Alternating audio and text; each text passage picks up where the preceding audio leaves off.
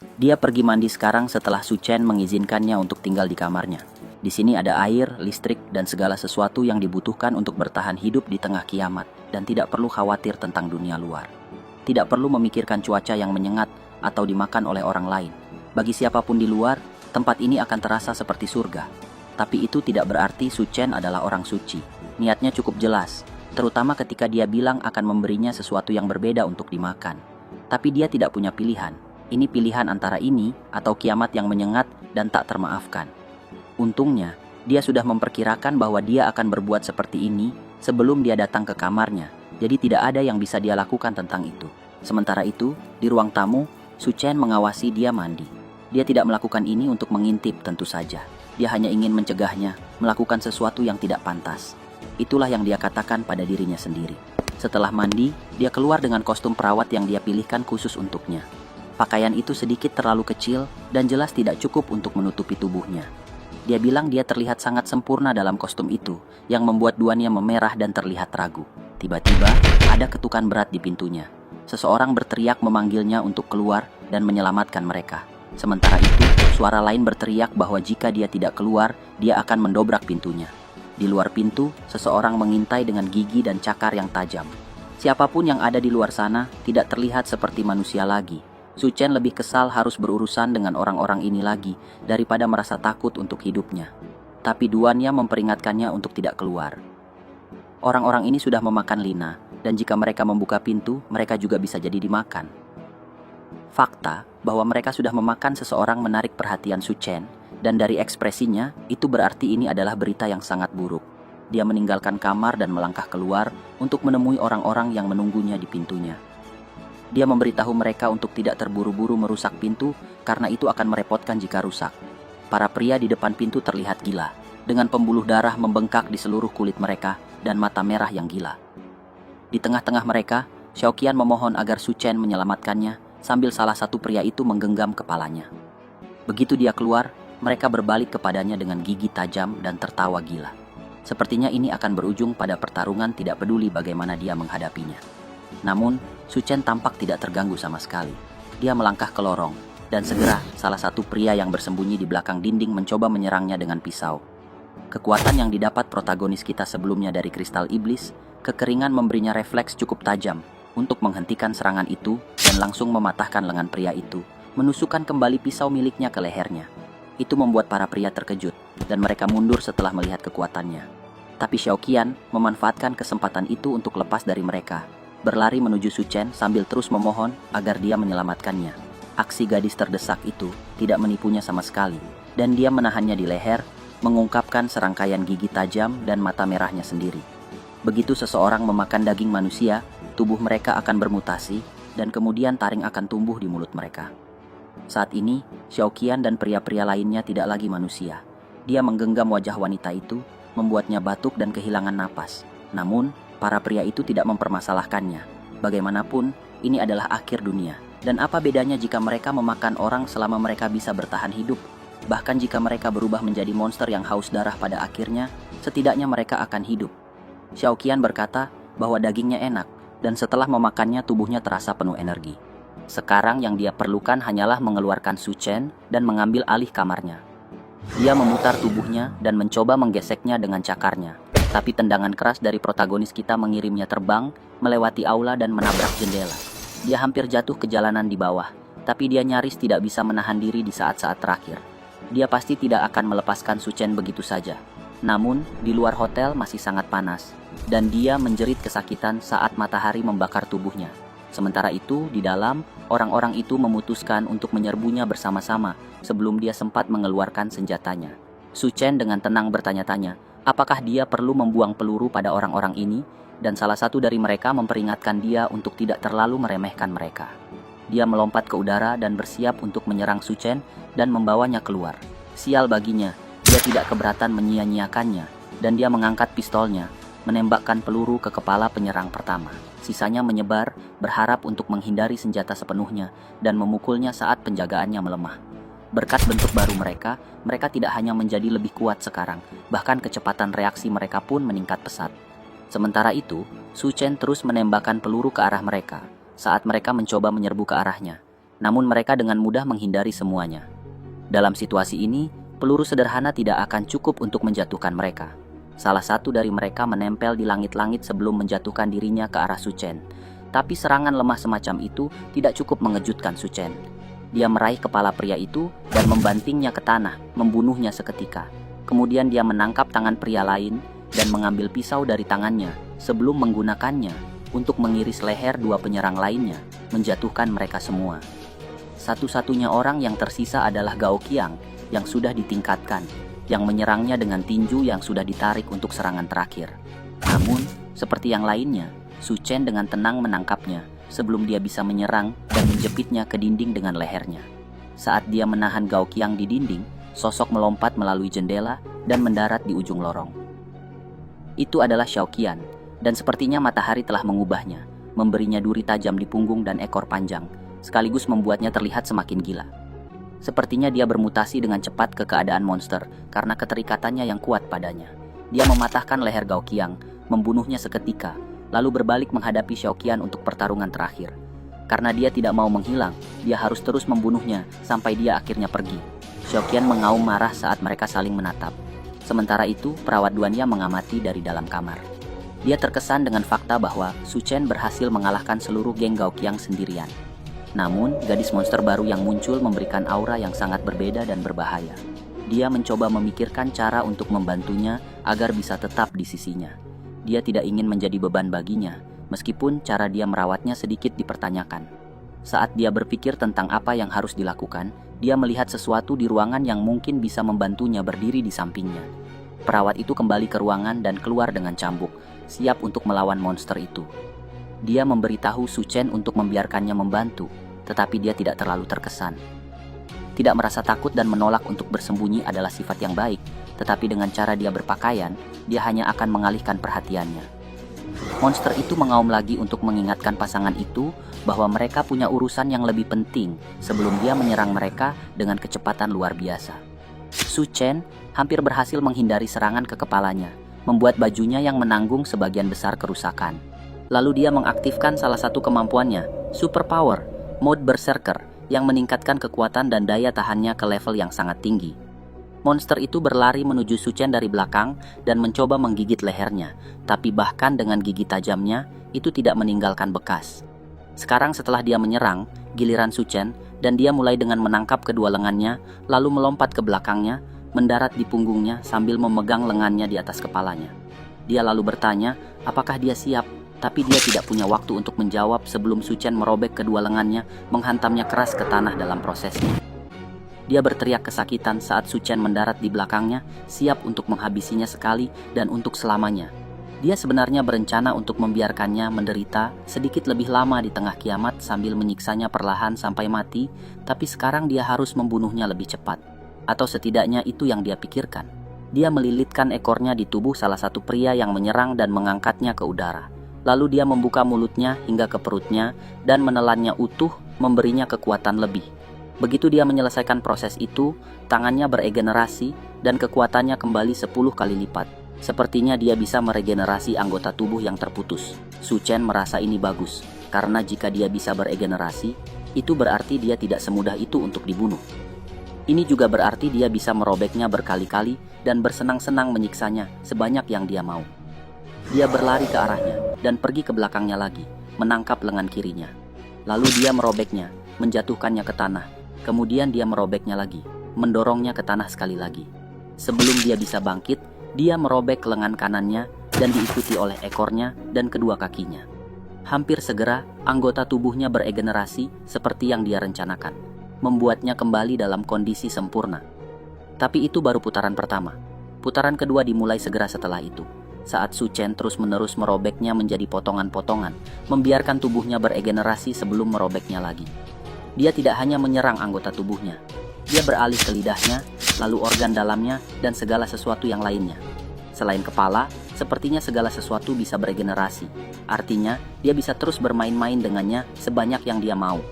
Pada putaran ke-21, tubuhnya berhenti beregenerasi dan dia tergeletak kalah dan patah di tanah. Dia berencana untuk mencungkil matanya, tetapi dia memutuskan untuk tidak pergi sejauh itu. Lagi pula, sekarang dia bukanlah iblis. Dia dengan goyah bertanya padanya mengapa dia terlalu jauh menyiksanya, dan apa alasannya membuatnya menderita sebelum kematiannya. Dia memberitahunya bahwa itu hanya untuk balas dendam, sebelum menghancurkan kepalanya dengan keras, membunuhnya seketika. Sekarang setelah ancaman itu ditangani, Duan ya, dengan gugup bertanya padanya apakah dia baik-baik saja, tetapi alih-alih menjawabnya, dia bertanya apakah dia sudah siap.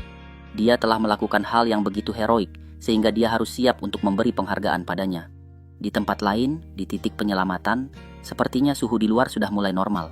Tidak banyak harapan, tetapi mungkin kiamat sudah berakhir. Setidaknya, itulah yang dipikirkan oleh para tentara yang ditempatkan di stasiun Universitas Teknik. Xiao Feng, tentara yang pernah bertengkar dengan Su Chen di hotel, adalah salah satu orang yang ditempatkan di universitas, dan dia melihat sesuatu dari kejauhan. Dia dengan gugup memanggil Kapten Regunya, seorang wanita berambut perak, dan dia memberitahunya bahwa ada banyak orang yang tiba-tiba mendekati titik penyelamatan. Dia berbalik untuk melihat apa yang dia maksud, tetapi alih-alih orang, dia melihat sekelompok besar zombie yang sedang berbaris menuju mereka. Mereka mulai berlari menuju dua orang itu, dan Kapten tidak membuang waktu untuk memberi perintah. Dia memberitahu Xiao Feng untuk mengevakuasi warga sipil dari titik penyelamatan sementara. Dia berusaha menahan mereka. Xiao Feng mencoba berargumen, tapi dia memaksanya untuk masuk. Karena dia tidak punya pilihan saat disuruh, dia dengan enggan bergegas masuk sambil bilang agar dia tidak mati. Sementara itu, Su Chen berencana menunjukkan kekuatan seorang berserker kepada Duan yang mungkin untuk ketiga kalinya. Saat ini, dia sudah memberikan imbalan lebih banyak kali daripada yang bisa dia hitung, dan dia menutupi dirinya, bertanya-tanya bagaimana dia akan melakukannya lagi. Su Chen memberitahunya bahwa sekarang setelah gelombang panas ekstrim sudah berlalu, dia harus keluar sebentar. Sebelum itu, dia harus menunjukkan beberapa kenangan yang tak terlupakan. Dia bertanya mengapa dia tidak bisa ikut, tetapi orang-orang di sekitarnya harus mengikuti beberapa syarat ketat. Mereka harus berharga, dan mereka harus benar-benar mematuhi perintahnya. Setelah sesi mereka, tampaknya Duan ya sudah sepenuhnya tunduk padanya. Selanjutnya, dia harus buru-buru ke kota sebelum air laut naik. Dalam kehidupannya yang sebelumnya, banyak zombie didorong oleh obsesi untuk mencapai titik penyelamatan, dan pada akhirnya, mereka membentuk gerombolan gelombang pasang dan menyerang rute pelarian mereka yang dulu. Banyak warga sipil dan tentara tewas dalam serangan gelombang pasang itu, dan insiden itu juga menyebabkan banyak senjata militer tersebar. Berkat itu, banyak orang bodoh di jalanan sekarang memiliki akses ke senjata, dan orang-orang biasa saling menembak untuk bertahan hidup dan bersenang-senang. Begitulah berbagai faksi terbentuk seiring waktu, dan banyak orang membangkitkan kekuatan di tengah kekacauan. Namun, beberapa orang terlalu bodoh untuk menggunakan kekuatan baru mereka dengan cara yang produktif. Seperti sekelompok orang yang berpikir mereka bisa menghentikan mobilnya dengan berdiri di depannya sambil membawa senjata. Mereka berteriak agar dia menghentikan kendaraannya, tapi dia hanya menerjang mereka dengan kecepatan penuh, melindas mereka sambil terus menuju tujuannya. Dia mengemudikan mobilnya melalui kota, dan dia menyadari bahwa, sama seperti di kehidupannya yang dulu, dinding-dinding retak akibat teriknya matahari, dan serangan gelombang zombie akhirnya menyebabkan stasiun kereta bawah tanah runtuh. Berkat itu, banyak orang tewas di bawah tanah, mungkin jumlahnya sudah mencapai ribuan. Dia berhenti sejenak untuk melihat ke sebuah lubang di tanah, dan sekumpulan mata zombie menatapnya balik. Zombie-zombie di bawah tanah tertarik oleh suara mobil, dan meskipun mungkin ada banyak kristal di sana untuknya, tidak semua zombie memiliki kristal di kepala mereka, dan akan sangat memakan waktu untuk memecahkan setiap tengkorak satu persatu. Alih-alih melakukan itu, dia memutuskan untuk pergi ke kampus teknik dan memeriksa situasinya sendiri. Merenungkan hal itu, dia sadar ini adalah pertama kalinya dia kembali ke Universitas Teknik sejak lulus. Setelah tiba di tujuannya, dia menyimpan mobilnya di inventory. Tapi saat dia masuk, hal pertama yang dia lihat adalah zombie. Zombie-zombie di kampus diikat dengan rantai, dan beberapa pria menggunakannya sebagai senjata. Ketika Su Chen mencoba masuk ke kampus, pria-pria itu menghentikannya, berkata bahwa Su Chen telah masuk ke wilayah mereka dan menyuruhnya untuk menyerahkan ranselnya. Su Chen mengeluarkan sepotong paha ayam goreng dan berkata, bisakah mereka membiarkannya lewat? Dia pun menawarkan paha ayam pada mereka. Saat pria-pria itu mendengar Su Chen punya paha ayam, mereka jadi bersemangat dan meminta dia untuk segera melemparkannya. Melihat mereka bersikap begitu, Su Chen tersenyum dan melempar paha ayam itu ke tanah di depan mereka. Semua pria itu mulai berkelahi satu sama lain untuk mendapatkannya. Tetapi Su Chen sudah mengikatkan benang pada paha ayam itu dan menariknya kembali. Dia bilang, maaf, tapi kalian tidak layak untuk makan paha ayam ini. Ini membuat para pria itu marah dan mereka mengeluarkan pisau untuk menyerang Su Chen. Tapi dia mengeluarkan pistolnya dan mengarahkan ke mereka, membunuh ketiga pria itu dengan tembakan kepala sebelum pergi ke tangga.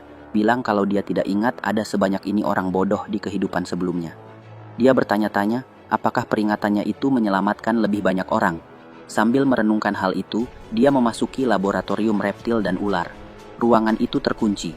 Melihat itu, Su Chen memastikan bahwa tidak ada orang yang masuk ke lab untuk sementara waktu. Dia mengambil kunci dan mematahkannya dengan tangan kosong. Di dalam, dia menemukan banyak ular mati dan udara terasa berat dengan bau busuk. Saat berjalan-jalan, dia akhirnya menemukan apa yang dia cari.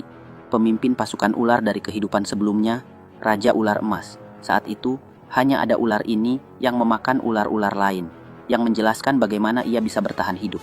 Di kehidupan terakhirnya, ular ini adalah yang pertama mulai bermutasi dan melahap banyak orang. Bahkan Su Chen hampir mati di rahangnya. Dia tahu bahwa ketika banjir datang dalam seminggu, ular itu akan mulai bermutasi, dan jika tidak bisa dikalahkan saat itu, akan menimbulkan masalah serius. Melihat bagaimana ular itu menatapnya, Su Chen merasa bahwa ular itu telah mendapatkan sedikit kecerdasan dan menyadari bahwa dia perlu berhati-hati. Tapi tiba-tiba, Su Chen mendengar langkah kaki dan menyadari ada seseorang di sisi lain dinding. 3 orang berdiri di sisi lain pintu, memberitahu Su Chen bahwa mereka tahu dia bersembunyi di sana. Mereka meminta Su Chen untuk keluar. Dengan marah, Su Chen menjawab bahwa sekarang adalah waktu yang kritis. Dia tidak bisa diganggu oleh mereka. Dia memperingatkan mereka untuk pergi jika mereka tidak ingin mati. Tiba-tiba, dia melihat seorang gadis berambut perak muncul entah dari mana dan mulai menyerang mereka. Semua orang terkejut melihat bahwa dia telah bersembunyi di sini. Sebelum mereka bisa bereaksi, dia melompat ke udara, menangkap 2 pria dengan kaki dan tangannya, dan membunuh mereka. Tanpa membuang waktu, dia berlari ke arah pria bersenjata, menangkap lehernya, dan membunuhnya. Su Chen mengarahkan pistolnya ke gadis berambut perak, terkejut dengan gerakannya. Tapi dia bereaksi cepat, merampas pistol Su Chen, dan melilitkan kakinya di sekelilingnya untuk mencoba membunuhnya. Dia terkejut mengetahui bahwa dia tidak bisa memutar leher Su Chen. Akhirnya, Su Chen menangkapnya dan mengikatnya ke kursi. Dia bertanya pada gadis berambut perak siapa dia. Gadis berambut perak itu memperkenalkan dirinya sebagai Bai Chang, Kapten Tim Operasi Khusus Azure Tiger. Dia memperingatkan Su Chen agar bersikap baik dan membiarkannya pergi. Mendengar tentang pasukan khusus, Su Chen bertanya apakah dia kenal seseorang bernama Lu Xiaofeng dari tim tersebut. Bai Chang, setelah mendengar nama Xiaofeng, bertanya pada Su Chen apakah dia kenal Xiaofeng. Su Chen menjelaskan bahwa Xiaofeng pernah menyelamatkan nyawanya. Setelah itu, Su Chen mulai memasak daging di depan Bai Chang. Bai Chang menjelaskan bahwa sekumpulan buronan telah menguasai sekolah, menggunakan siswa sebagai sandera, dan mencuri senjata mereka. Saat gerombolan zombie menyerang titik penyelamatan, Xiaofeng memimpin warga sipil untuk pergi lebih dulu. Tapi dia tidak menyangka bahwa beberapa tahanan yang melarikan diri menyusup di antara warga sipil biasa. Su Chen bilang, hal ini bukan sepenuhnya salah mereka. Dia mulai makan daging di depan Bai Chang. Dia menjawab bahwa selama dia punya senjata, orang-orang itu tidak perlu ditakuti. Tapi dia bertanya, berapa lama Su Chen akan mengikatnya, dan mendesaknya untuk segera membiarkannya pergi. Su Chen setuju, dan itu tidak masalah, asal dia berjanji tidak akan mengapit kepalanya dengan kakinya seperti yang dia lakukan sebelumnya. Bai Chang setuju tapi meminta ingin makan steak juga. Su Chen setelah mendengar itu berkata, sepertinya dia tidak bisa membebaskannya. Setelah dia melepas ikatan, dan dia bisa pegang senjatanya lagi, dia bilang dia punya urusannya sendiri, yang berarti dia tidak bisa bantu dia terlalu banyak. Untuk sekarang, yang bisa dia lakukan cuma kasih dukungan tenaga. Itu tidak perlu. Dan dia bilang dia harus cepat-cepat pergi sebelum dia jadi gangguannya.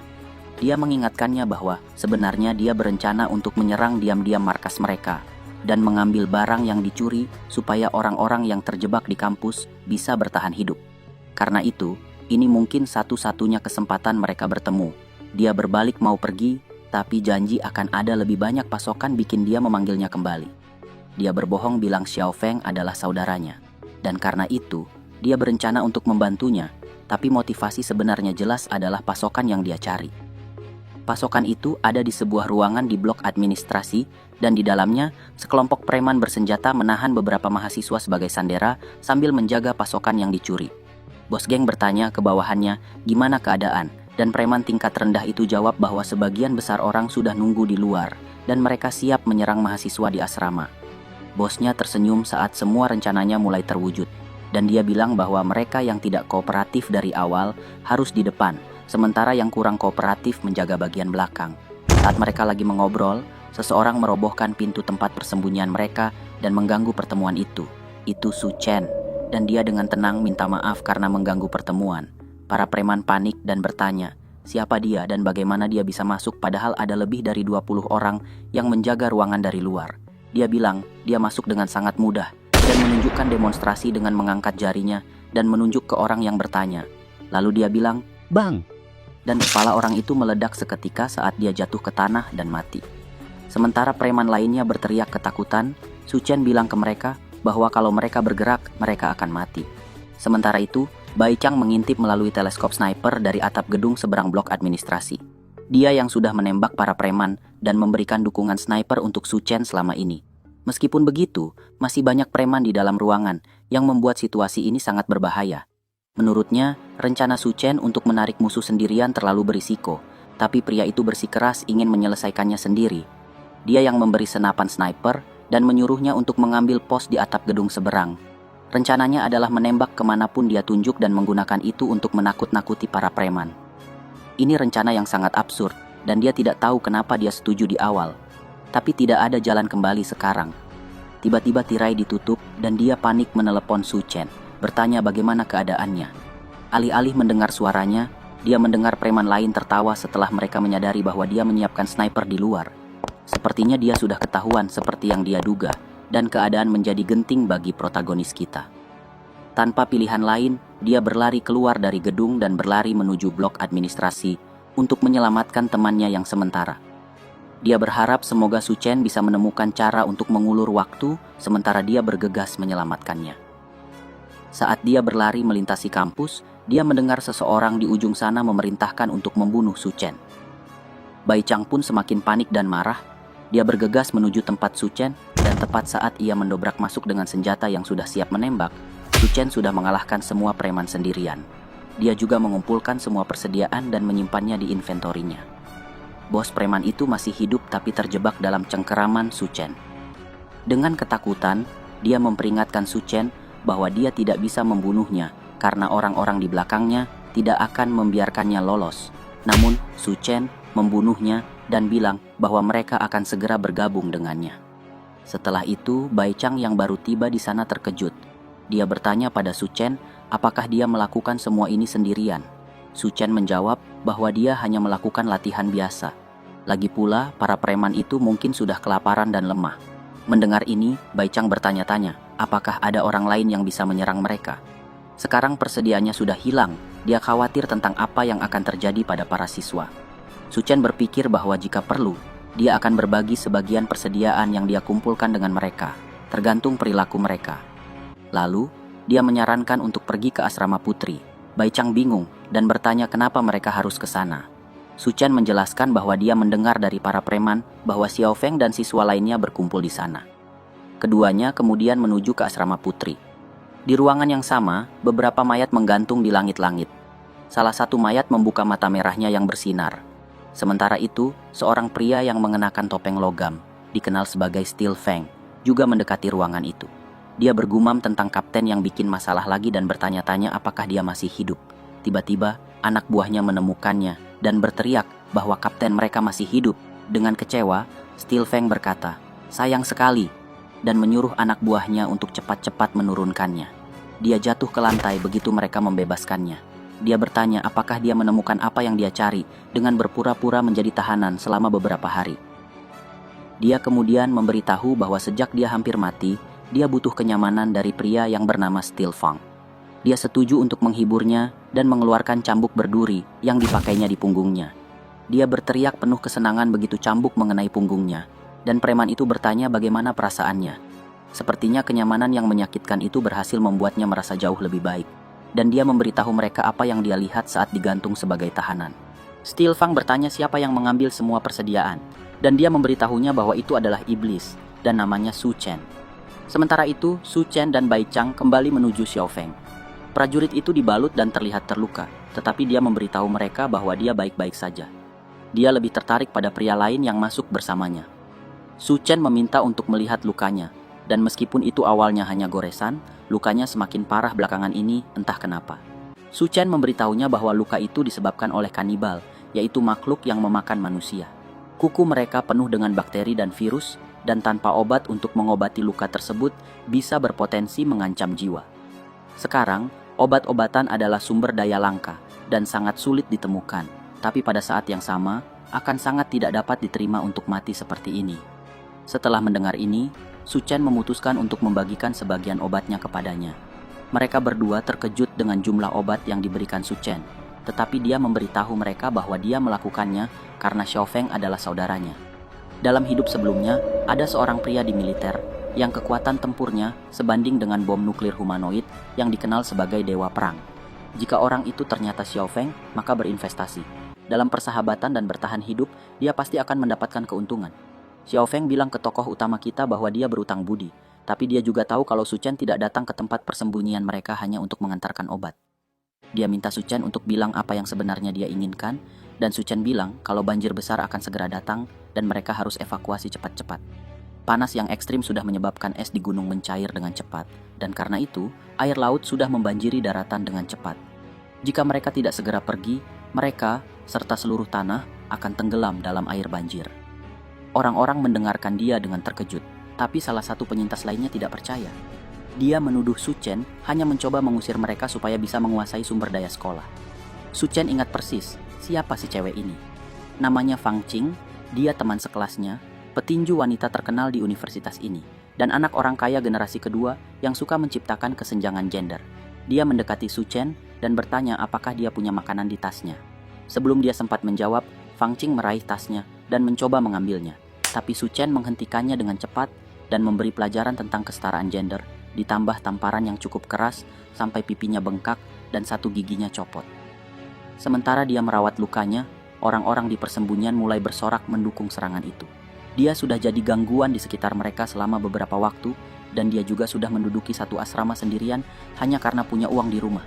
Karena itu, semua orang sudah jenuh dengan sikapnya, dan mereka langsung bersorak supaya dia diusir dari asrama. Sepertinya dia sudah cukup terkenal di sana, dan sorakan untuk mengusirnya bikin dia marah sampai kehilangan akal. Dia mengancam akan pergi cari ayahnya dan membunuh mereka semua, lalu dia pergi dengan marah dari tempat itu. Bai Chang datang untuk memeriksa dan bertanya apakah itu tidak apa-apa, tapi dia memperingatkan dia bahwa gadis itu pergi untuk mencari ayahnya. Dia bertanya pada Bai Chang apakah dia akan menghentikannya, meskipun lari ke ayah tidak banyak membantu di tengah kiamat. Dia keluar ke halaman sekolah, mengoceh tentang betapa semua pria di negara ini di bawahnya, terutama Su Chen. Tidak ada dari mereka yang sebanding dengan para pria di luar negeri. Mendengar nama Su Chen, seseorang langsung menangkapnya. Dia adalah preman dari sebelumnya. Kemudian dia bertanya di mana tepatnya Su Chen berada. Pria yang ditunggu-tunggu keluar dari asrama dan menuju pintu keluar. Sementara Kapten Bai bisa mengurus evakuasi, dia berjalan pergi meninggalkan kampus. Karena hal terpenting adalah menunggu ular Raja Emas bermutasi agar dia bisa memanen kristalnya. Mungkin dia bahkan akan mendapatkan kemampuannya untuk memanipulasi air. Saat dia berjalan melalui halaman, suara seorang gadis memanggilnya, memohon untuk diselamatkan. Dia berbalik dan melihat Fang Qing terikat dan tergantung di udara. Di belakangnya, ada seorang pria yang tertawa sambil berdiri di truk yang mengangkatnya. Su Chen bercanda mempertanyakan apakah dia berhasil menemukan ayahnya, sementara dia masih memohon bantuannya. Pria di truk memperkenalkan dirinya sebagai seseorang dari Biro Evolusi Federal, dan dia di sini untuk membalas dendam pada Su Chen karena mengambil persediaannya. Mendengar bahwa Steel Feng dari Biro Evolusi Federal, Su Chen sangat marah. Dia bilang, untuk pertemuan mereka hari ini, dia telah menyiapkan truk penuh kejutan. Dia membuka bagian belakang truk, dan di dalamnya ada semacam pasukan iblis kekeringan yang langsung menyerbu keluar dan mengelilinginya. Sementara Steel Feng berdiri di atas truk dan bertanya apakah dia sudah siap untuk mati. Di dalam, para prajurit dan warga mendengar teriakan semua iblis kekeringan yang baru saja dilepaskan. Mereka tahu suara itu berasal dari arah Su Chen pergi, dan itu berarti teman baru mereka mungkin dalam bahaya. Bai Chang memberitahu Xiao Feng untuk tetap di tempat dan menjaga warga sipil, sementara dia pergi mengecek situasi, tetapi dia menolak. Kali ini, dia tidak akan membiarkan dia pergi sendirian lagi. Sementara itu kembali ke Su Chen, preman itu bertanya, apakah cewek dengan wajahnya yang masih bengkak itu temannya? Dia pun bilang, ini adalah kesempatan dia buat jadi pahlawan dan menyelamatkan si cantik. Yang dia butuhin cuma berlutut dan minta tolong, dan cewek itu bakal dibebasin. Su Chen mikir sebentar tentang tawaran itu, dan cewek sombong itu berteriak menyuruh dia buru-buru berlutut untuk menyelamatkannya. Dia bilang itu memang tidak mustahil, tapi ada satu masalah. Fang Qing bahkan tidak menunggu dia bilang apa masalahnya. Dia langsung bertanya dengan putus asa kenapa dia tidak bisa menyelamatkannya. Padahal baru saja dia bilang bakal menyelamatkannya. Dia berteriak dengan marah dan bertanya, bagaimana Su Chen bisa mengingkari janjinya dan apakah dia benar-benar pria? Su Chen bilang dia tentunya seorang pria, tapi dia tidak layak untuk menyelamatkannya. Daripada dia menyelamatkannya, mending dia bantu menghubungi para pria asing yang dia terus omongkan itu untuk melihat apakah mereka mau menyelamatkannya. Mendengar ini, Fang Qing kesal hanya karena dia sudah menyebutnya rendahan. Dia jadi balas dendam dengan cara ini. Fang Qing berteriak dan bertanya, apakah menurutnya dia akan meminta maaf dan memohon untuk diselamatkan? Dia menegaskan bahwa dia tidak membutuhkan Su Chen untuk menyelamatkannya. Su Chen tertawa dan nunjukin segerombolan zombie yang maju ke arahnya dari belakang truk. Dia harap semoga dia tidak menyesal dengan kata-katanya sendiri. Fang Qing dengan gugup melirik zombie-zombie yang dia lupa karena marah. Di detik-detik terakhirnya, saat zombie-zombie itu menggigit kakinya, dia teriak meminta tolong dan minta Su Chen untuk menyelamatkannya. Ternyata dia salah besar. Saat zombie-zombie itu menyeretnya, dia teriak sekuat tenaga minta dia untuk menyelamatkannya, tapi itu sudah terlambat. Setelah teriakan itu reda, petugas Biro Evolusi tertawa melihat betapa gila situasinya. Ternyata Su Chen emang orang yang mengerikan, yang bahkan tidak bisa menolong orang lain di saat genting. Situasinya agak menegangkan, tapi tidak apa-apa, karena dia akan segera bergabung dengan wanita itu. Lalu dia memberitahu protagonis kita bahwa sekarang dia akan menunjukkan teknologi dari Biro Evolusi Federal. Dia mengeluarkan sebotol bubuk dan menggosoknya ke wajahnya. Yang perlu dia lakukan adalah mengoleskan bubuk ini ke dirinya sendiri, dan monster-monster itu akan patuh mendengarkan apapun yang dia katakan. Itu karena bubuk itu sebenarnya adalah abu dari iblis kekeringan yang mati. Begitu seseorang mengoleskannya ke diri mereka, itu membuat zombie berpikir bahwa orang itu adalah salah satu dari mereka. Pria itu terhenti sejenak dan melihat mangkuk di tangannya dengan rasa takut. Sepertinya dia bahkan tidak tahu bahwa dia telah menggosok wajahnya dengan abu monster. Pria itu buru-buru meludah keluar karena bubuk itu mungkin masuk ke mulutnya, dan dia merasa jijik dengan pemikiran bahwa dia telah menggosok bubuk monster di tubuhnya sepanjang waktu. Sekarang dia marah, dan dia memerintahkan monster-monster itu untuk mengoyaknya menjadi berkeping-keping. Mereka menggeram dan menerjangnya dengan cakarnya yang terulur dan gigi yang mencolok. Su Chen tidak membuang waktu dan memanggil sepasang katana dari penyimpanan pribadinya, lalu menerobos kerumunan zombie, memotong mereka semua menjadi potongan-potongan dalam waktu kurang dari 1 detik. Dia menyelesaikan mereka begitu cepat, sehingga dia sudah berdiri tepat di depan truk sebelum pria itu bahkan selesai batuk. Petugas dari biro itu berbalik dan melihat lawannya yang dengan santai menatapnya, terlihat sama sekali tak bergerak.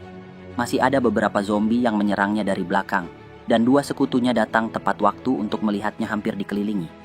Petugas biro itu memerintahkan zombie-zombie itu untuk menyerang lagi, tapi tidak ada satupun zombie yang bergerak. Su Chen menepuk debu dari bajunya dan memberitahu pria itu untuk tidak repot-repot berteriak. Itu tidak ada gunanya, karena tidak peduli seberapa keras dia berteriak, zombie-zombie itu tidak akan melakukan apa-apa. Pria dari biro itu bertanya apa maksudnya dengan itu, dan dia menjawab pertanyaan bahwa dia selesai dengan mereka. Semua zombie tiba-tiba hancur berkeping-keping di belakangnya sekaligus. Pria itu tidak tahu bagaimana itu bisa terjadi. Su Chen tidak menjawab dan malah menggunakan kekuatannya untuk teleportasi ke belakang pria itu dan meraih lehernya.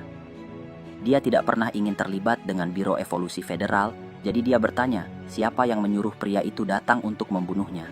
Jika dia tidak mengungkapkan siapa tuannya, maka Su Chen tidak punya alasan untuk menyayangkan hidupnya yang tidak berharga itu. Su Chen menarik topeng logam pria itu sambil tersenyum sinis ke arahnya. Pria itu mulai berteriak saat tekanan menjadi terlalu berat untuk ditanggung, dan dalam sekejap, Su Chen merobek kepalanya dari bahunya, dengan bagian bawah masih terhubung ke sumsum tulangnya. Bai Chang terkejut bahwa dia berhasil menyelesaikan situasi yang tampaknya mustahil itu dalam sekejap. Ini mirip dengan sebelumnya, dan kekuatan semacam ini bukan sesuatu yang bisa dicapai hanya dengan latihan. Dia pikir orang ini pasti semacam monster. Su Chen lebih kesal karena harus menggunakan begitu banyak kekuatan terhadap orang-orang kecil ini. Mulai sekarang, dia harus lebih menahan diri terhadap orang-orang sebelum masalah muncul baginya. Andai saja dia punya asisten yang mampu untuk diajak bekerja sama, semuanya pasti akan lebih mudah. Sementara itu, di hotel, Duania terbangun dengan kaget oleh mimpi mendadak. Sekali lagi, dia bermimpi tentang Su Chen, dan dia tidak bisa mengeluarkannya dari pikirannya.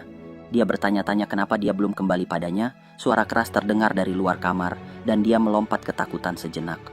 Lalu dia teringat kata-kata Su Chen tentang siapa yang perlu dekat dengannya. Siapapun yang dia jaga di sisinya pasti berguna baginya, dan jika mereka tidak berguna, maka dia tidak akan merawat mereka. Sisa kata-kata Su Chen memotivasi Duan Ya untuk mengambil pistol dari lemari dan menghadapi ketakutannya secara langsung. Dia bertekad untuk menjadi tangan kanannya apapun yang terjadi, dan untuk melakukan itu, dia perlu bisa berusaha menjaga dirinya sendiri. Mantan koki itu memaksakan diri masuk ke salah satu ruang belajar di kamar, dengan pistol mengarah ke depan dan ekspresi wajah yang serius. Meskipun begitu, tidak ada orang di ruangan itu, meskipun dia yakin suara-suara itu berasal dari sana. Suara menggeram terdengar di belakangnya, dan dia berbalik tepat waktu untuk melihat bahwa salah satu iblis kekeringan telah menyusup ke belakangnya. Zombie itu berjalan mengancam ke arahnya dan mendorongnya ke meja di ruangan itu. Dia tidak tahu dari mana datangnya atau bagaimana bisa berada di belakangnya, tapi tidak ada jalan untuknya sekarang karena dia sudah terdesak ke meja. Satu-satunya harapannya sekarang adalah pistol yang dia ambil dari ruangan sebelum dia keluar untuk bertarung. Sebelum dia bisa menggunakannya, iblis kekeringan itu menampar pistolnya dari tangannya dan mengirimnya terbang ke belakang meja. Lalu dia menggeram padanya, membuka mulutnya lebar-lebar untuk menyerang Duan Ya. Tanpa cara lain untuk mempertahankan diri, dia menutup matanya dan bersiap untuk yang terburuk. Tapi untungnya baginya, zombie itu sama sekali meleset dalam serangannya dan malah menggigit kursi di sampingnya. Dia tidak tahu apa yang sedang terjadi atau apa yang dilakukan zombie ini, tapi sepertinya dia aman untuk sekarang. Dia terus mencium sekeliling selama ini, dan sepertinya kedua matanya sudah hilang. Mungkin dia benar-benar tidak bisa melihat apa-apa, dan mengandalkan penciumannya untuk menemukan dia. Dia entah bagaimana beruntung kali ini, tapi sekarang dia terlalu dekat. Jika dia membuat suara sedikit saja, dia akan langsung menyerangnya. Dia berbalik dan menyadari bahwa pistolnya masih di meja, tepat di tepi, jauh dari jangkauannya. Dia berbalik dan berusaha diam-diam mengambil pistol itu, sementara zombie itu masih tidak menyadari keberadaannya. Dia menjulurkan tangannya sedikit lagi, tapi pistol itu masih di luar jangkauannya, dan sebelum dia bisa mengambilnya, semuanya sudah terlambat. Punggungnya menempel pada lengan zombie itu, memberitahunya akan kehadirannya. Zombie itu berteriak padanya saat dia akan melakukan serangan, dan tiba-tiba ingatan tentang kata-kata Su Chen muncul di benaknya. Dia bilang sumber dayanya terbatas, jadi dia tidak bisa terus membiarkannya, ada hanya karena dia cantik. Dia harus menemukan inti kristal di kepala monster yang akan memberinya kemampuan mirip dengan yang dia miliki. Kalau dia tidak bisa, maka dia tidak akan membiarkan orang yang tidak berguna tinggal di sekitarnya. Pikirannya itu memicu reaksi dalam dirinya, dan dia mulai menyerang sebelum zombie itu bisa menyerangnya. Dengan tumit sepatu, dia menusukkan kakinya langsung ke mata zombie itu dengan keras hingga sisi lainnya keluar dari belakang kepalanya. Zombie itu berhenti bergerak, dan dia mencoba menarik kakinya kembali, tapi tiba-tiba zombie itu menangkap pergelangan kakinya, memaksanya untuk menusukkan wajahnya beberapa kali lagi sebelum akhirnya jatuh ke tanah. Lalu dia mengambil kapak dari tempat lain di ruangan itu. Sayang sekali Su Chen tidak ada di sini untuk melihatnya membuktikan bahwa dia sangat berguna, tapi sekarang dia bisa cek apakah ada inti kristal di kepala zombie itu. Kembali ke universitas, Bai Chang dan Lu Xiaofeng mengikuti saran Su Chen dan mulai mengorganisir siswa untuk evakuasi. Bai Chang bahkan menghubungi saudaranya Bai Ming dan memintanya untuk membawa pasukannya bergabung dengan mereka demi keamanan siswa. Dengan itu selesai, Su Chen kembali ke ular di laboratorium reptil sekolah dan terus memberi perhatian khusus padanya. Setelah beberapa waktu berlalu, makhluk itu mulai bermutasi dan mulai tumbuh. Su Chen mengamatinya dengan minat, penasaran seberapa jauh ia bisa bermutasi, dan makhluk itu menatapnya kembali dengan penuh penghinaan. Untuk membantu pertumbuhannya, Su Chen bahkan menyiapkan ember besar berisi air agar bisa tumbuh lebih cepat. Begitu dia menjatuhkan ember air ke tanah, ular itu meluncur masuk. Sepertinya ia sudah tahu bahwa ia perlu masuk ke dalam air untuk menyelesaikan mutasinya, yang membuatnya tidak perlu repot-repot memaksanya. Begitu tubuhnya menyentuh air, dia mulai berubah menjadi makhluk besar yang menakutkan, dengan kepala naga dan tubuh bersisik yang besar.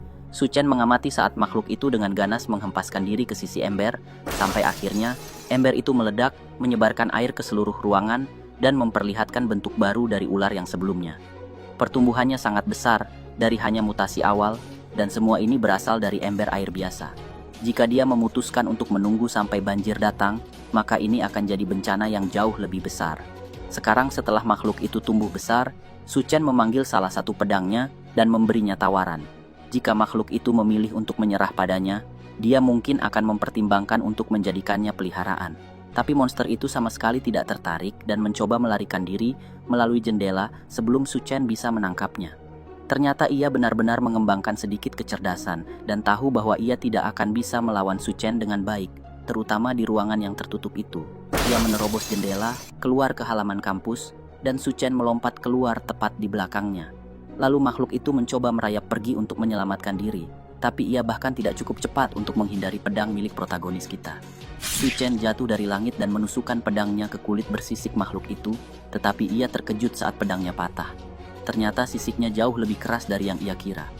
Ular itu berbalik dan mengaum ke arah Su Chen, dan dia menyadari bahwa jika senjata tajam tidak berhasil, maka dia harus menggunakan tinjunya untuk menghancurkannya sampai mati. Dia melayangkan pukulan pertama ke kepala makhluk itu, membuatnya terjatuh ke tanah, tetapi makhluk itu membalas dengan melilitkan tubuhnya di sekelilingnya, mencoba mencekiknya dengan mengikatnya. Tapi Su Chen menyadari bahwa serangan itu sebenarnya hanya tipuan, dan tujuan sebenarnya dari makhluk itu sangat berbeda. Ia membuka mulutnya yang lebar dengan gigi tajam dan bersiap untuk menggigit Su Chen. Sementara itu, kembali bersama para penyintas, Bai Chang tidak bisa menahan diri untuk terus melihat ke arah kampus. Kakaknya menyadari, dia terus menatap kembali dan menggoda dia karena tidak ingin berpisah dengan pria tampan bernama Su Chen. Dia bilang kalau kakaknya tidak bicara, tidak ada yang akan menganggapnya bisu. Dan jelas dia ingin kakaknya berhenti bicara. Itu menarik perhatian Bai Ming, dan dia menyadari bahwa adiknya pasti benar-benar suka sama cowok ini. Tapi itu tidak mengubah fakta bahwa jika dia tetap di kampus, maka dia akan celaka. Bai Chang yakin dia tidak akan mati. Sejak pertama kali melihat Su Chen, dia merasa kalau Su Chen sangat kuat. Tatapannya dalam dan punya aura misterius, yang membuatnya terlihat seperti monster. Karena itu, dia yakin Su Chen akan selamat, dan mereka pasti akan bertemu lagi. Sementara itu, Su Chen dengan mudahnya merobek tali ular dan menggenggam lehernya. Tidak mungkin hal sepele seperti itu bisa menjebaknya setelah dia menjadi sekuat ini. Dia menggunakan kakinya untuk menekan tubuh ular dan membebaskan dirinya, sementara ular itu berjuang untuk lepas dari cengkeramannya. Dia mendengar bahwa ular memiliki saraf yang sangat berkembang, jadi bahkan jika dia memotong kepalanya, ular itu masih bisa menggigit.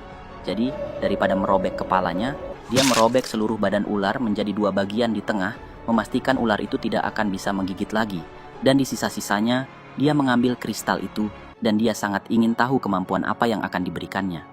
Akhirnya, hujan deras mulai turun, dan seperti yang diperingatkan Su Chen, kota mulai banjir. Jika panas ekstrim berhasil menghancurkan semangat orang, maka banjir yang menerjang seluruh dunia akan sepenuhnya menghancurkan peradaban manusia. Bahkan, kota-kota di pedalaman seperti Sangdu tidak bisa terhindar dari banjir besar yang menghancurkan, dan semuanya akhirnya tersapu di bawah air. Dataran rendah di Universitas Teknik hanya menyisakan gedung-gedung tinggi seperti gedung administrasi di atas air. Sementara itu, Su Chen juga tidak aman dari banjir yang semakin tinggi dan terendam air. Untungnya, setelah menyerap inti dari ular Raja Emas, dia mendapat kemampuan untuk bergerak dan bernapas dengan bebas di bawah air. Karena itu, tubuhnya mengalami lebih banyak perubahan dan menjadi lebih kuat. Setelah terpapar air, tubuhnya mengembangkan sisik kecil dan kekuatannya meningkat secara signifikan.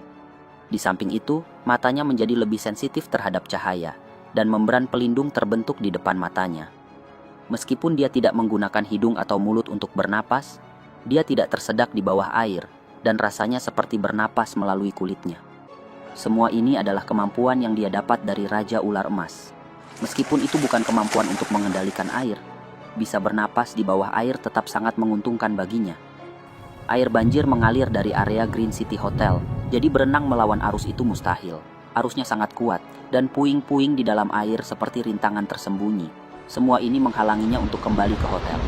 Di samping itu, sepertinya letusan gunung berapi sudah mencapai puncaknya. Tetapi karena Sangdu jauh dari gunung berapi, langit terlihat cukup jelas.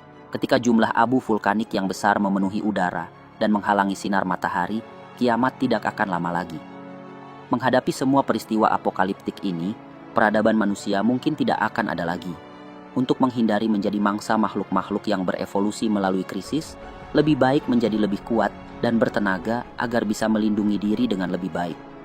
Dalam kehidupan sebelumnya, setelah banjir besar, di Sangdu muncul beberapa faksi kuat tumbuh seiring waktu. Bagian utara kota yang rendah dihuni oleh Raja Ular Emas dan Ratu Mayat. Bagian selatan kota menjadi tempat berkumpulnya suku kanibal dari klan pemakan. Bagian barat kota dikuasai oleh Raja Tikus dan pasukan tikusnya, sementara bagian timur diduduki oleh penghancur tengkorak, Gao Qiang, dan koki neraka, Duan Ya.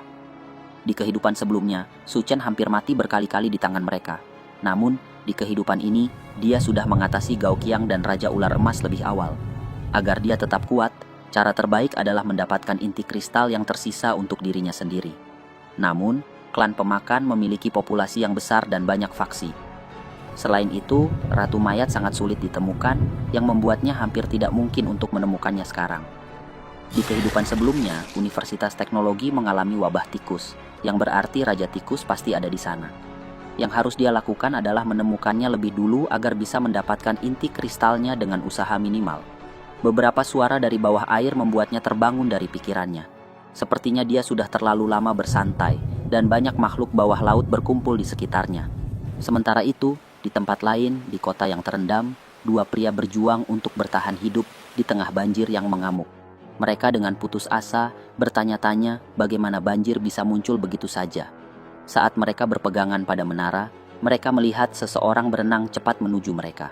Siapapun yang ada di air seharusnya sudah mati, tapi tampaknya orang itu punya banyak tenaga untuk berenang secepat itu. Bukan hanya itu, mereka juga mengenali pria yang melaju menuju mereka. Itu Su Chen, orang yang dikirim oleh biro untuk mereka awasi. Jika bukan karena dia, mereka tidak akan terjebak di sini dalam banjir. Jika dia berani bergabung dengan mereka di menara, mereka akan langsung mendorongnya kembali ke air. Salah satu pria itu menyadari bahwa Su Chen bergerak sangat cepat untuk seseorang yang hampir tidak bisa bertahan di tengah banjir. Dan di atas itu, sepertinya ada yang mengikutinya. Di belakangnya, ada beberapa zombie laut yang berenang di air. Meskipun begitu, Su Chen berenang lebih cepat dari mereka, melawan arus yang semakin kuat. Dia terus mendekati para pria itu, dan mereka berteriak memperingatkannya agar tidak mendekat. Su Chen mengenali mereka sebagai orang-orang dari Biro Evolusi Federal, dan dia terkejut bahwa pengaruhnya sudah menyebar sejauh itu. Itu sempurna baginya karena dia bisa mendapatkan informasi dari mereka dalam situasi ini. Dia melompat keluar dari air ke menara, dan menggunakan salah satu pria sebagai pijakan untuk sampai ke atas. Pria itu kehilangan pegangan dan jatuh dari menara ke air yang dipenuhi zombie di bawah. Sebelum dia bisa menemui akhir basahnya, temannya berhasil menangkapnya dengan tangannya dan menyelamatkannya dari kematian.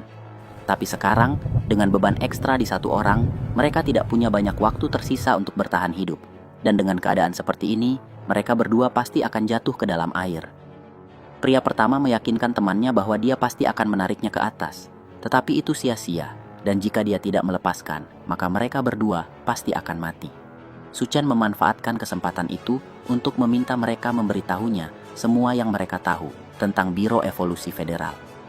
Para pria menolak untuk berbicara dan memperingatkan Su Chen bahwa bahkan jika mereka mati, akan ada orang lain yang membalas dendam. Jika itu adalah nasib yang mereka pilih, maka mereka tidak bisa menyalahkan dia atas apa yang terjadi selanjutnya. Salah satu zombie berhasil menggigit kaki pria besar itu dan menariknya ke dalam air. Temannya berteriak dan menyelam ke dalam, siap untuk mati bersama temannya. Itu ternyata adalah langkah yang salah, dan mereka berdua terjebak di hadapan ratusan makhluk di dalam air. Ketika semua harapan sepertinya akan berakhir, Su Chen terjun ke air dan menggunakan pedang untuk memotong semua zombie yang mau menyerang mereka. Dalam sekejap mereka diselamatkan dan semua zombie sudah mati. Pria itu bertanya-tanya apakah Su Chen benar-benar manusia karena dia terlihat terlalu kuat. Meskipun begitu, mereka berutang budi padanya karena telah menyelamatkan mereka. Mereka memutuskan untuk memberitahunya apa yang mereka tahu. Mereka bilang bahwa mereka dikirim oleh Biro Evolusi Federal untuk mengawasinya. Biro itu berlokasi di Universitas Sains dan Teknologi dan dipimpin oleh Ketua Liu serta tim peneliti. Mereka hanya melakukan apa yang diperintahkan dan mengikuti perintah dari atas. Dalam kehidupan terakhir Su Chen, bencana tikus terjadi di Universitas Sains dan Teknologi, dan sepertinya ada keterkaitan antara bencana tikus dan Biro Evolusi Federal. Dia bertanya kepada mereka apakah mereka meneliti tikus di lab universitas, tetapi hanya peneliti yang diizinkan masuk ke lab, jadi mereka tidak banyak tahu tentang apa yang terjadi di dalam. Su Chen menyadari bahwa bagaimanapun juga, dia harus pergi dan menyelidiki situasi sebelum bencana tikus dimulai. Sementara itu, Duan Ya, yang masih di Green City Hotel, kebetulan mendapatkan inti kristal dari kepala zombie. Setelah menelannya, dia mulai merasakan sensasi terbakar yang sama seperti yang dirasakan Su Chen saat pertama kali berevolusi. Dia bertanya-tanya apakah dia berhasil dan kekuatan apa yang akan terbuka untuknya. Tetapi pada saat yang sama, Dia menyadari bahwa air sudah menggenangi sampai lantai atas. Di dalam air itu, beberapa tentakel kecil berputar di sekitar kakinya, siap untuk menyerang. Begitu dia menyadari tentakel yang berkerumun, monster itu sudah melilit tubuhnya, mengangkatnya dari lantai dan melilitnya. Itu licin dan menjijikan, dan dengan cara itu melilitnya, hampir tidak ada cara baginya untuk melarikan diri. Tiba-tiba, monster tentakel mengangkat mulutnya ke wajahnya dan mengaum, memperlihatkan tenggorokan yang dipenuhi ratusan gigi tajam. Dia meluncur ke arahnya, dan dia hampir berhasil menangkapnya dengan tangannya dan menghentikannya agar tidak menggigit. Tapi makhluk itu melilit tangannya, semakin menghentikannya untuk bergerak. Lebih banyak dari mereka muncul dari air, dan sebelum dia sempat berpikir, dia sudah sepenuhnya terjerat dan dikelilingi oleh puluhan dari mereka. Mereka semua menyerang begitu cepat, sehingga dia bahkan tidak punya cukup waktu untuk terbiasa dengan kemampuan barunya. Pikirannya melayang kembali ke Su Chen, dan dia ingat ketika dia pertama kali menunjukkan kekuatan manipulasi ruangnya. Dia memberitahunya bahwa selama dia menemukan dan mengkonsumsi inti kristal, maka dia bisa memperoleh kemampuannya. Tapi karena banyak monster terlihat biasa, dia tidak akan selalu bisa tahu kekuatan monster hanya dari penampilannya. Cara terbaik baginya untuk mengetahui kemampuannya ketika dia tidak tahu apa itu adalah merasakannya di tubuhnya dan di lingkungan sekitarnya. Setelah dia mendapatkan kemampuan baru, dia akan bisa merasakan setiap perubahan dan kemudian mencoba menguasai dan mengendalikannya. Dia fokus pada lingkungan dan akhirnya dia bisa merasakan perubahan di tubuhnya. Dia bisa melihat otak kecil para monster yang menyerangnya dan dia menggunakan kekuatan barunya untuk berteriak memerintahkannya, memaksa mereka untuk berhenti bergerak. Tentakel itu mendengarkan perintahnya dan semuanya jatuh lemas, sekaligus seolah-olah mereka baru saja mati. Itu memberinya kebebasan, tapi dia masih tertutup dengan lendir lengket. Sekarang mereka semua tidak bergerak. Dia mengambil kapaknya dan memotong semuanya dalam sekejap, mengubah mereka menjadi daging cincang. Ketika dia selesai, dia terkena oleh isi monster dan lendir, jadi dia memutuskan untuk mandi. Suara di belakangnya bertanya, apakah dia bisa ikut, dan dia berbalik, siap melawan penyusup lain. Namun, itu hanya Su Chen, dan sepertinya dia sudah melihatnya mengalahkan semua belut monster itu sendirian. Dia terkesan dengan fakta bahwa dia bahkan berhasil mengambil senjata untuk melindungi diri. Duan Ye berlari ke arahnya dan memeluknya, senang bisa bertemu dengannya lagi. Dia sudah pergi begitu lama sampai dia mulai khawatir tidak akan kembali. Namun, pertemuan mereka tidak bertahan lama ketika dia menyadari bahwa dia lagi-lagi telanjang entah kenapa. Dia mendorong dirinya menjauh darinya dan bertanya mengapa mereka terus bertemu saat dia tidak berpakaian, dan dia memberitahunya bahwa airnya kotor. Jadi dia melepas semua pakaiannya. Keduanya pergi mandi bersama, dan untuk pertama kalinya dalam beberapa hari, Su Chen bisa bersantai. Setelah pergi begitu lama, dia menyadari bahwa hanya ketika dia keluar, dia baru sadar bahwa rumah memang tempat terbaik untuk berada. Duan Ye bangkit dari bak mandi dan pergi ke belakangnya untuk memberinya pijatan sambil mereka berdua bersantai. Dengan suasana yang jauh lebih tenang dibandingkan saat dia pertama kali tiba, dia bertanya, apakah dia berhasil membangkitkan kemampuan.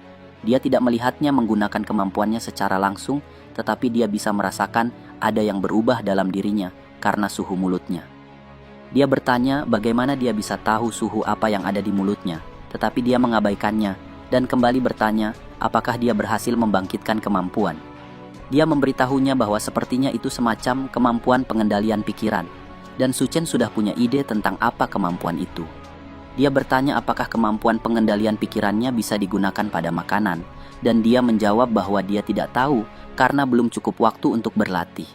Dia memutuskan untuk berlatih dengan menguji kemampuannya padanya, dan menggunakannya untuk membuatnya berpikir bahwa dia menggunakan gaun yang terbuka.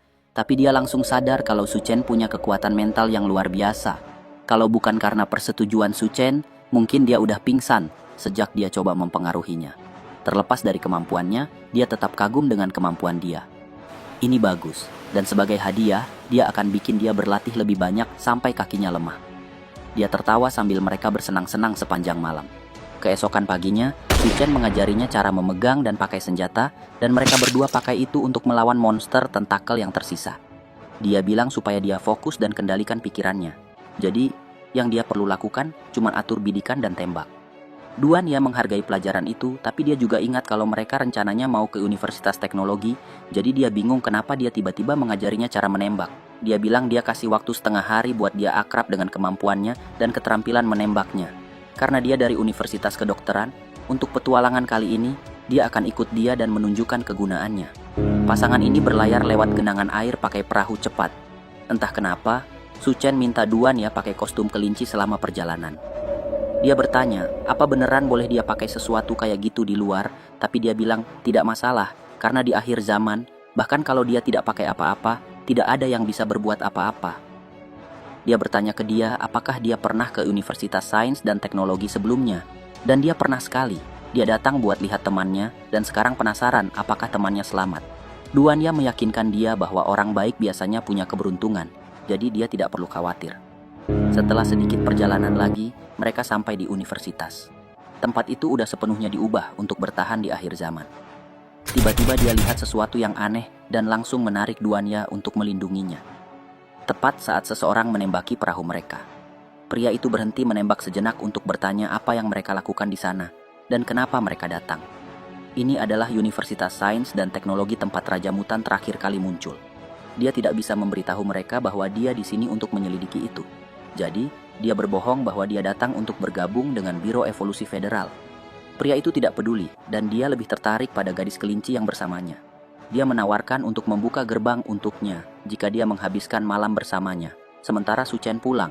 Jadi, mereka mengeluarkan kartu truf mereka dan menawarkan daging babi rebus sebagai imbalan agar dia membuka gerbang untuk mereka. Melihat makanan itu langsung mengubah sikapnya, dan dia memerintahkan yang lain untuk membuka gerbang secepat mungkin karena dia sudah lama tidak melihat daging. Mereka memarkir perahu di sisi, dan penjaga memerintahkan agar mereka memberinya daging babi begitu mereka turun. Dia memerintahkan pasangannya untuk membawa mereka masuk sementara dia mengambil makanan untuk dirinya sendiri. Saat mereka berdebat, dia tidak menyadari senyuman licik di wajah Su Chen dan Duan Ya. Dia egois mengambil daging babi untuk dirinya sendiri, tidak menyadari bahwa dia sedang makan tangan monster yang telah disihir oleh kekuatan Duan Ya. Berkat daging babi palsu yang mereka berikan kepadanya, dia setuju untuk membiarkan mereka masuk dan mengirim Su Chen ke lab nanti. Penjaga lainnya memiliki sikap yang jauh lebih ramah dan membawa mereka ke markas utama, di mana orang-orang lain terlihat lelah dan lapar. Tingkat bawah diperuntukkan bagi orang tua, anak-anak, dan beberapa orang yang kurang mampu. Jadi dia menawarkan untuk membawa mereka ke atas untuk mencari kamar yang bersih. Saat mereka berbicara, seorang anak kecil mendekati mereka, dan dia tampaknya tidak bisa berjalan dengan baik. Dia meminta maaf dan memberitahu mereka bahwa dia hanya merasa sedikit pusing. Duan Ya memperhatikan bahwa dia terlihat lemah karena kelaparan dan bertanya di mana orang tuanya. Dia memberitahu gadis kelinci bahwa mereka pergi mencari makanan dan belum kembali. Sejak saat itu, Duan Ya menawarkan sepotong roti untuk menahan perutnya sementara. Awalnya, si anak tidak menerimanya karena dia khawatir kakak kelincinya akan kelaparan jika dia mengambil sebagian makanannya. Duan Ya mencoba meyakinkan bahwa dia tidak akan kelaparan jika menerima hanya sepotong roti, tapi si anak tetap tidak percaya. Lalu Su Chen menunjukkan salah satu meja pesta yang penuh makanan dan berjanji bahwa selama dia adalah wanitanya, dia tidak akan pernah kelaparan. Si anak terkesan dan menawarkan untuk jadi wanitanya juga. Tetapi Duan langsung menyodorkan seiris roti ke mulutnya untuk menutup mulutnya dan menghentikannya dari bicara yang tidak perlu. Bau makanan menarik perhatian beberapa preman ke arah mereka, dan mereka menendang orang-orang rendahan itu untuk mencapai meja makanan.